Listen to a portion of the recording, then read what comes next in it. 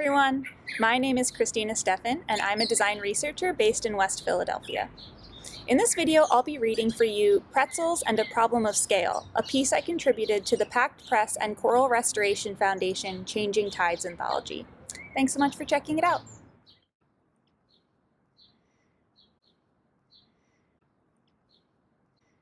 Complimentary pretzels make me think about the ocean. Let me rephrase. I think about the ocean a lot when I fly. Scaling consumption is a difficult concept to fathom. We intimately understand only that which we touch, the items we choose to purchase, use, and dispose of. Those numbers aren't so significant. After all, I'm just one person.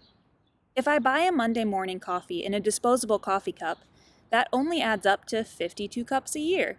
That's not so bad, right? I find it's easier to remember scale when I travel. I'm no longer an individual. I'm one unit in a huge system that moves people around the globe day in and day out. My contemplation of scale begins as the plane lifts off and a city block that once seemed large dwindles into one of thousands. It's hard to imagine the true scale of something when you yourself are so small. It's only when you zoom out that you can readjust your perspective. Likewise, the ocean is so vast, so incomprehensible.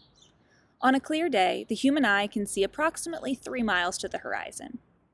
The Pacific Ocean covers more than 60 million square miles, a vastness incomprehensible to the average human. We can only touch it in traces, a beach trip here, a boat ride there.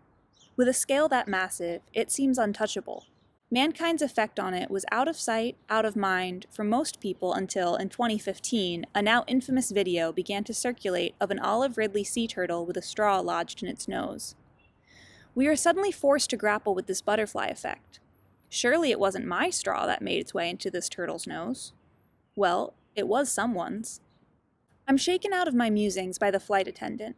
The seatbelt sign has gone off, and he is offering me a complimentary beverage, a luxury afforded by the high price tag for this flight. Along with this, he offers a snack pack demurely displayed on a napkin to catch the crumbs. My one cup, my one napkin, my one tiny bag of complimentary pretzels. It's only when I once again begin zooming out that I get a sense of the problem. This one cup might be made of a recyclable plastic, but many airlines still aren't recycling, and multiple countries require the incineration of anything that poses a contamination risk. That napkin is certainly waste. Materials contaminated by food are destined for a landfill. That bag of pretzels?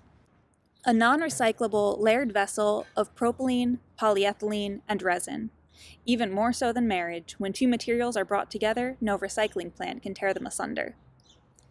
A 737, one of the most popular airplanes airlines buy, can hold anywhere from 85 to 215 passengers.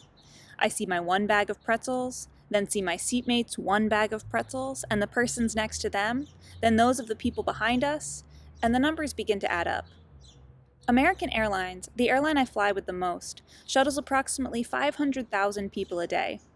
That's a lot of non-recyclable bags of pretzels. The growth of single-use goods, particularly plastic ones, in our culture is a bizarre one. The advent of plastic was a revolution. Mankind was no longer constrained to natural materials. We could create without limit. Though the public initially found plastic to be tacky, targeted advertisements helped shift perception through promises of sterility and convenience. These tiny wishes for convenience compounded. People began to desire the simplicity of using something and never touching it again. We have begun taking for granted how bizarre it is to have man-made materials wrapped around everything we touch. Our throwaway culture has taught us that, with enough money, we can afford to buy a new toaster if ours breaks. We no longer need the hassle of fixing toasters or cleaning dishes. Our perfect beach day picnic consists of an entire meal that we can throw away when finished, dishes and all. On the flip side, we've begun equating sustainability with class. If you eat at a 5-star restaurant, it is highly likely you'll be eating with real cutlery, real dishes, and even a real cloth napkin. When flying first class, one way airlines make the experience classier is to give their elite real, reusable dishes. We want the convenience of never needing to wash a dish, yet we recognize that there is something inherently less refined about single-use goods. At the end of a flight, I tend to find myself in a rather morose headspace. As the plane circles closer to the ground, I see the huge swaths of ground suffocated in concrete. I am struck by the massive city I'm landing in, the 1.5 million people crammed into this small section of earth wedged between two rivers. I think about how these rivers flow into the ocean. I think about how last year I went scuba diving innumerable times and found garbage during at least 50% of those dives. I wonder how many of the 1.5 million people in my city think about the ocean. I wonder how I can encourage them to do that. I'm overwhelmed and, quite simply, sad. I doubt anyone with significant environmental knowledge would claim that skipping the straw will save the world, but that's not the point. We can't stop a detrimental environmental cascade by removing one piece of single-use plastic from our daily consumption of single-use coffee lids, smoothie cups, sterility wrappers, to-go containers, and more. We can, however, highlight charismatic sea creatures that remind people that the world is so much larger than any one person. The straws I've used may not have wound up in a turtle's nose, but each one I've used in my lifetime is certainly still floating around the planet somewhere.